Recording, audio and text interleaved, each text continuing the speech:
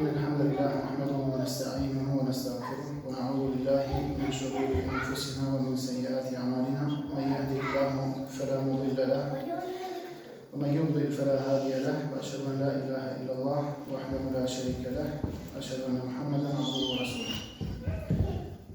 Vazhdojmë në të kemi lënë, falënderojmë Allahun e Madhëruar për mirësitë e shumta.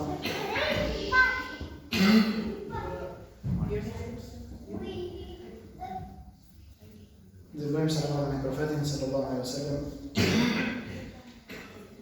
I kërkojmë mbrojtje Allahut për shërbëtorët e vetëve tona, në kërkojmë tonë të liga, atë që udhëzon Allahu i Madhëruar s'ka kushton mbas, dhe atë që ai në humbje nuk ka kushton zoj, dëshmoj se nuk meriton të adhurohet me merit askush tjetër veç Allahut. Dhe dëshmoj gjithashtu se Muhamedi sallallahu alaihi wasallam është robi i dërguar i tij. Pikërisht me robën e dërguar në Allahut kemi nisur të mësojmë diçka nga jeta e tij, ai sa më mëson, në mënyrë që ta kuptojmë Kur'anin edhe më mirë, sepse tani kanë filluar ngjarjet në këtë fazë që jemi, kanë filluar ngjarje të cilat Allah i Madhëruar na i ka regjistruar në Kur'an, reagimet e popullit kundrejt kësaj thirrjeje, pra të Kurejshëve, të arabëve në përgjithësi, dhe të vështirësive që i vendosën përpara, pas i vendosën që të mos e pranonin. Pra, kemi folur për vështirësitë në cilat ka kaluar profeti sallallahu alaihi wasallam, tallje, çmime, vështirime, sarkazm, ironi, gjitha llojet e poshtrimit. Tani kemi zgjedhur të flasim për dy prej sahabëve, të cilët kanë lajme që janë regjistruar në Kur'an. Paktën njëri prej tyre. Pra në këtë periudhë, para se të shkojmë tek ajo dhuna e drejt për drejt fizike që e pësuan profeti alayhis salam dhe shokët e tij, shikojmë se çfarë ka ndodhur mëtej me disa prej shokëve të tij, konkretisht me Abdullah ibn Ummi Maktumin, i cili ka qenë një prej sahabëve, ka qenë i verbër. Disa thoshin që quhej Abdullah, disa tjerë kanë thënë që quhet Amr ibn Ummi Maktum, ka qenë nga Kurejshët, ka qenë djali i Dajes së Khadijës, pra nënës së besimtarëve, radhiyallahu anha, e ka pranuar Islamin herët. Dhe ka qenë nga ata që kanë emigruar të parët. Ka ardhur në Medinë përpara se të emigrojë profeti sallallahu alaihi wasallam në të. Dhe i dërguari Allahut sallallahu alaihi wasallam e linte atë pas vetes në Medinë. Pra sa herë që dilte profeti alaihi salam në Medinë, e linte Abdullah ibn Ummi Maktumin si imam, si prist i njerëzve. Selam. Dhe pasaj që dilte për të bërë luftrat e tij, e ka lënë thot si imam për njerëzit, edhe pse ishte pra i verbër.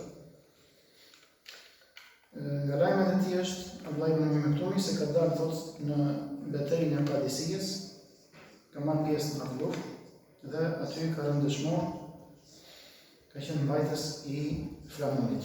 Si është historia e Abdullah ibn Ummi Maktumit? Thot, i dërguari Allahut sallallahu alaihi wasallam synonte të thëriste Kurejshët në fisnik, i thëriste ata në Islam. Dhe nuk linte, thot, asnjë lloj përpjekje që do i bërë vetë se e bënte, thot, për t'i këshilluar dhe për t'i ftuar në Islam. Kur ishte një ditë, thot, me një grup prej tyre, prej prijisëve të tyre, prej të mëdhenjve të tyre, nëse në tyre ishte El-Walid ibn al-Mughira, është përmendur emri i tij, ka qenë një prej më të moshuarve, tek të cilët ktheheshin i merrnin mendimin tim. Po ashtu ka qenë Utbe dhe Shejbe, bijtë ibn Rabias. Këta pra si pari e Kurejshëve, profeti sallallahu alaihi wasallam përpiqej që profitonte atyre zemrën thot dhe u lexonte Kur'anin. Në këtë moment vjen Abdullah ibn Ummi Maktumi, i cili ishte i verbër, radhiyallahu anhu, dhe nuk e pa se çfarë ishte duke bërë pra profeti sallallahu alaihi wasallam. Dhe filloi ta pyeste të dërguarin e Allahut sallallahu alaihi wasallam. I kërkonte që t'i lexonte diçka nga Kurani. Profeti alayhis salam u rëndua në kjo, si thua, u mërzit. Po bezdisi, si thua. Kjo sepse thot ai po e angazhonte, po e shpërqendronte nga biseda në cilën i gjendej, pra nga daveti, që po i bënte Walidit dhe shokëve të tij. Sepse shpresonte që ata të pranonin Islamin. Kur i foli shumë, pra vllai më më këtu, i foli, pra i shtoi fjalët, atëherë i dërguari Allahu sallallahu alaihi wasallam thotë u theksua se po të kthehej nga vllai më këtu, se ishte i vetbër, do të largoheshin ata të tjerë, thotë, paria, kështu që zgjodhi që t'ia kthente shpinën atij dhe të merrej me këta me të cilët kishte nisur. Dhe gjatë këtij momenti, profeti alayhis salam u vrejnë në fytyrë, gjë që Abdullah ibn Maktum nuk e pa, por e pa Allahi më dhuroj. Dhe atëherë Allahi i lartësuar e qoftoi për të, e kritikoi. Dhe zbriti fjalën e tij ku thot abasa wa tawalla an ja'ahu al-a'ma wa ma yudrika la'allahu yazakka aw yadhakkaru fatanfa'ahu adh-dhikra. Lexojmë ajetet sepse janë në këtë rast në zbritur. Nga bukuria e sira negative e jetës së profetit alayhis salam është se ti e di mirë se ku kanë zbritur ato ajete dhe kështu i kupton edhe më mirë dhe pra futesh në atë atmosferë e cila të bën domethënë ta shijosh vërtet Kur'anin. Sepse disa ajete të caktuara janë thënë në disa raste të caktuara, në rrethana të caktuara, dhe ti nuk mund të kuptosh dot thelbin e fjalëve derisa të kuptosh se në çfarë situate janë thënë. Thot Allahu më dhuroj, abasa wa tawalla an ja'ahu al-a'ma wa ma yudrika la'allahu yazakka. Deri në fund të ajeteve, 14 ajete, pra thot i madhruari, ai vrengti fytyrën dhe ktheu shpinën, nga që i erdhi atij verbit. E ku e ti thot, ndoshta ai do të pastrohet. Ose do të përkujtohet dhe do t'i bëj dobi këshilla ose përkujtimi. Ndërsa ai që nuk ndjen nevojë për Zotin, se ka pasuri, pra Walid ibn Mughira dhe Utbe dhe Shejbe, thotë ti atij i vëveshur, i drejtohesh atij. Po tjetër nuk e përgjegjësi pse ai nuk pastrohet, pra nuk e pranon Islamin. Ndërsa ai që nxiton dhe vjen tek ti, dhe ai friksohet, thotë, ti nuk e zë atë asgjë, nuk e vëveshin atij. I thotë Allahu më dhuroj, pastaj jo është, në të vërtetë ato janë këshilla. Pra Kurani, këto ajetet e Kuranit janë këshilla. Dhe kush do merr mësim nga ky Kuran. Pra këtu Allahu më dhuroj si po i tregon profetit vetë se ti dëshiron disa njerëz, Allahu më dhuroj dëshiron disa të tjerë. Kjo të regon se Allahu më dhuroj të ka pushtuar rëndësi të jashtëzakonshme moralit të thirrësit më të mirë. Profeti alayhis salam. Edhe kjo të regon se çdo thirrës morali do ta ketë një gjë më të rëndësishme. Po mendoja, kur erdhi profeti sallallahu alaihi wasallam nga Mekka në Medinë, e shikon Abdullah, një tjetër Abdullah, por nga jehudët, Abdullah ibn Sebe, falni, si ka ai jehudi që pranon Islamin, kush nuk kujton emrin? Abdullah ibn Dolavia në një rast tjetër. Kishte Abdullah, duket se mori më vonë. Po mirë, Abdullah me ato shkruaj. Nëse ishte dietar i jehudëve, e kur e pa profetin sallallahu alaihi wasallam çfarë tha? Ai pyeshte për këtë. Kjo nuk është fytyra e një mashtruese. Thot, Kur e pasha të thot, e kuptova se kjo nuk është fytyra e një mashtruesi. U tha e drejt. Se e dërguan ata të profetit në sëllim për të parë e dërgoj parije. E rëndësishme, unë dua të marr vetëm diçka këtu, do të ecim më shpejt.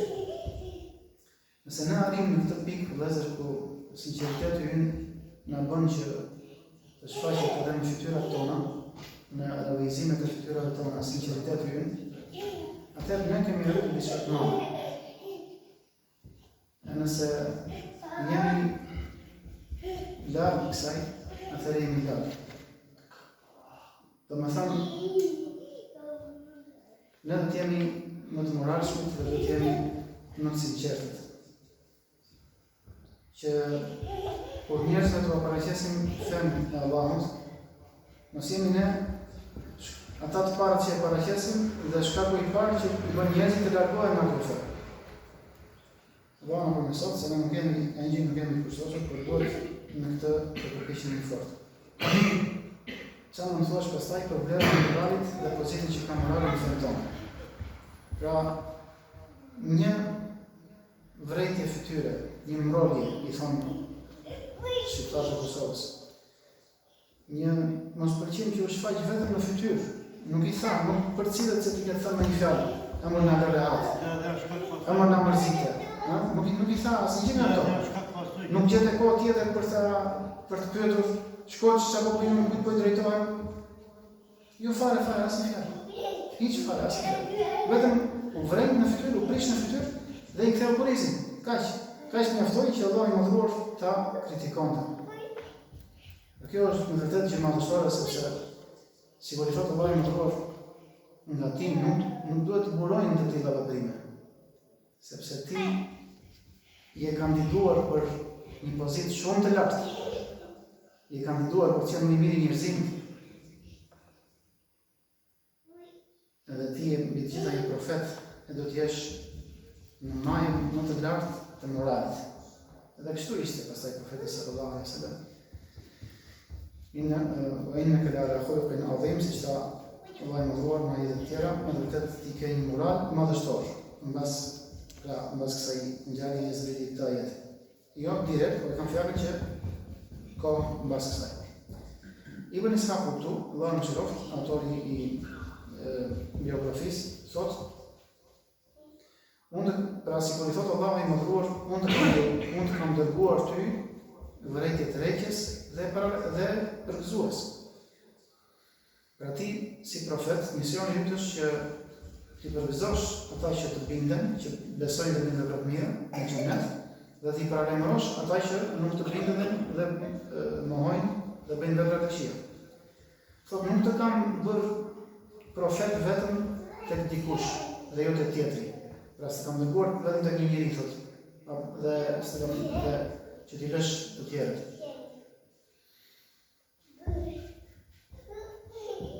Dhe të mos i drejtosh pra thirrjen apo davetin tënd atij që e pranon.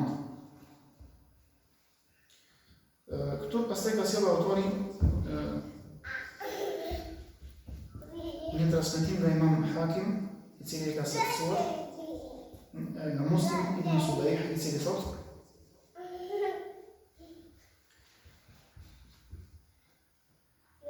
këtë transmetim nuk do ta përcjell sepse autori këtu nuk ka sjellë vlerësim për të. Nuk ka sjellë a është hadithi i saktë apo jo, sepse është e njohur në shkencën e hadithit që Hakimi është shumë tolerant në sërcimin e disa haditheve që nuk meritojnë sërcim. Kështu që e ka përcjellë. Kalojmë tek fjala e Imam Kurtubiut që ka thënë për këtë rast. I dërguari Allahu sallallahu alaihi wasallam dëshi që tua përfitonte zemrat e tyre pa besimtarë. Duke qenë i bindur se zemrën e Ibn Maktumit e kishte mbushur besimin. Pra, Ibn Maktumi është besimtar. Si thua, unë këtë e kam në xhep. Unë tani do të përpiqem të përfitoj të tjerë. Siç ka thënë profeti sallallahu alaihi wasallam në hadithin e muttafaq alayhi, pra te Buhari dhe Muslimi, unë i jap një njeriu thotë, por dikush tjetër është më i dashur tek unë se sa ai thotë, nga frika se mos e hedha te Allahu në zjarr. Pra, ashtu siç u jep të njerëzve pasuri dhe i lindë ata që donte, u u tregon atyre që nuk u jepte, thotë, unë nuk është se s'po u jap juve sepse ju nuk jeni dashur tek unë, përkundër se jeni dashur tek unë. Por unë jap atyre tjerëve që janë akoma të dobët, që t'i bëjnë të pranojnë Islamin. Prandaj ka në fen tonë diçka që quhet al-mu'allafati qulubuhum, që u jepet zakat, një pjesë e zakatit, pra ka caktuar Allahu më dhuar. Janë ata që janë të rinë në Islam të sapo hyrë që lejohet të jepet atyre pra pjesë nga pasuria muslimanëve. Në mënyrë që të ju të afitosh zemrën, të forcosh në fe. Si? Po edhe nëse janë të pasur, u jepet sepse për këtë shkak. U jepet për shkakun që të bësh Islamin të dashur në zemër, siç largoi njëri prej tyre pastaj edhe i thoshte popullit vet, o njerëz, po ju vjen një njeri që jep pa patur frikë nga varfëria. Ai shumë jep sa nuk friksohet nga varfëria. Ashtu ai që friksohet nga varfëria nuk jep diçka të vogël, pak, pjesën më të madhe e mban. Ky nuk është nga ata që friksohet nga varfëria, jep pa hesab. Pra, bëhet thirrës e për të tjerë. Pastaj thotë disa fjalë të bukura autori, thotë Allahu më dhuar thotë e ka kritikuar të dashurin e tij dhe profetin e tij sallallahu alaihi wasallam në mënyrë që të mos u si thua la tankesil qulubu ahli suffa, të mos mërziten, të mos u thyhen në zemrat atyre që ishin të varfër. Ehlu suffa kanë qenë disa prej muslimanëve që kanë qenë të varfër, të cilët banonin nuk ishin shpikut banonin dhe shtëpinë e tyre kishin xhamin. Ishte një zonë e veçantë e mbuluar me stre, është fjala. Edhe aty të banonin këta që ishin më të varfër. Në mënyrë që të mos u afrohen të zemrën e tyre, Allahu më dhuar thotë e kritikoi për këtë veprim që bëri me Abdullah ibn Ummi Maktumin. Dhe thotë që nuk dihet se besimtari i varfër është më i mirë se sa i pasuri pa besimtar. Pra, tek Allahu vlerësimi është me besim. Dhe në fundit Zoti i botëve di se ku do të zëj vend fjala e tij dhe kush e meriton atë më shumë, siç kemi thënë më parë. Kur thoshin ata mushrikët Kurejshit thoshin i verdhen mbretërit e dynjas, ta dëshin me sahabët. Thoshin këta janë ata që u ka dhënë Allahu mirësi mbi ne. Pra nuk e di, Allahu më dhuar thotë eleysa Allahu bi'alama bish-shakirin. Nuk e di Allahu më mirë se kush është falënderues. Kush është ai që kur i japun të dhuratë të mëdha Islamin do të jetë falënderues. Do të di vlerën shumë. Allahu është për të abitur vëzës, ka rënë dorë një libër që flet për trupin e njeriut, edhe mrekullitë që ndodhin aty brenda. Çdo qindën e sekondës. Edhe thotë megjithatë thotë dim pak shumë për trupin e komat. E megjithatë i mjeri thotë një aksidenti i shkuar mirë. E konsideron trupin e njeriut, nuk e konsideron mrekulli, por e konsideron një aksident që ka shkuar mirë. Çdo gjë ka shkuar mirë, aksidentet. Nga ana tjetër, një shkencëtar nga më të mëdhenj të Amerikës, mos do bëj do të vdekur, merr për argument të njëjtat gjëra që ky, për këto argumente nuk e çon atë në besim, ai të njëjtat gjëra që atë e çon në mos besim, këtë tjetrin e çon në besim. Edhe i sjell si argumente që të gjitha këto tregojnë se ka një Zot që i ka bërë, ka një inteligjencë të jashtëzakonshme siç shprehen ata. Pra ka urtësi dhe ka diturit të madhe dhe fuqi dhe planifikim. Pra, argumentet janë ato. Trupi ishte i njëjtë. Shkencëtar, ky s'është shkencëtar, në fakt, por që ka studiuar shumë dhe ka arritur të bëjë një libër. Edhe faktat i ka të sakta. Por shikoj këtë nuk e çoi, nuk e çuan argumentet tek besimi, ndërsa këtë tjetër e çuan tek besimi. Që të bindemi ne se për atë që thotë Allahu i madhruar në surën Kehf, men yahdillahu fahuwa al-muhtadi wa man yudlil falan tajida lahu waliyyan murshida. Kjo udhëzon Allahu ai është udhëzuar. Dhe atë që ai e lënë humbje nuk do të gjesh për të as mbrojtës dhe as udhëzues. Pra Kjo është feja Allahut dhe argumentet I ka paraqitur për gjithë, pastaj se kush beson njeriu nuk do ta provokojë shumë thirrsin, sidomos thirrsin. Sepse ne po shikojmë që profeti sallallahu alaihi wasallam ishte, si thonë arabët, ishte haris ala an yu'mina haula. Ishte donte fort që ta besonin, ta paria. Prandaj merrej me ta dhe angazhoi në mishën e shpirtit. Ndërsa Allah në dhur është di ai që ku vendos atë risalen e tij, shpalljen e tij. Kështu që ne nuk duhet të mërzitemi.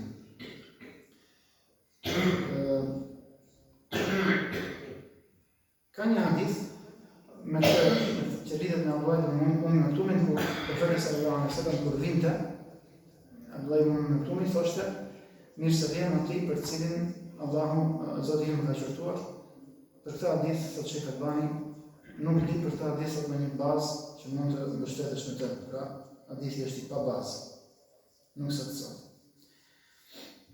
Është një histori shumë interesante. Historia e pranimit të Islamit të Abu Dharr al-Ghifari. Ka ndodhur në këtë kohë, në kohën sapo kishin dalë pra në 3 vitet e fshehtësisë.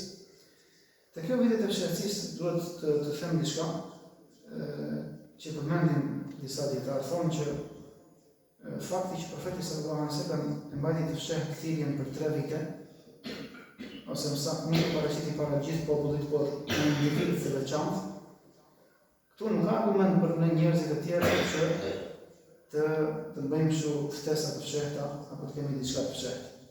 Më thënë, Islami nuk ka Islam të veçantë për disa njerëz që t'u themi këtyre, Islam tjetër t'u themi tjerë. Islami është një, është për gjithë, është I hapur, është I qartë dhe duhet paraqitur gjithë njerëzit në saj. Dhe duhet ruajtur nga kjo fshehtësia.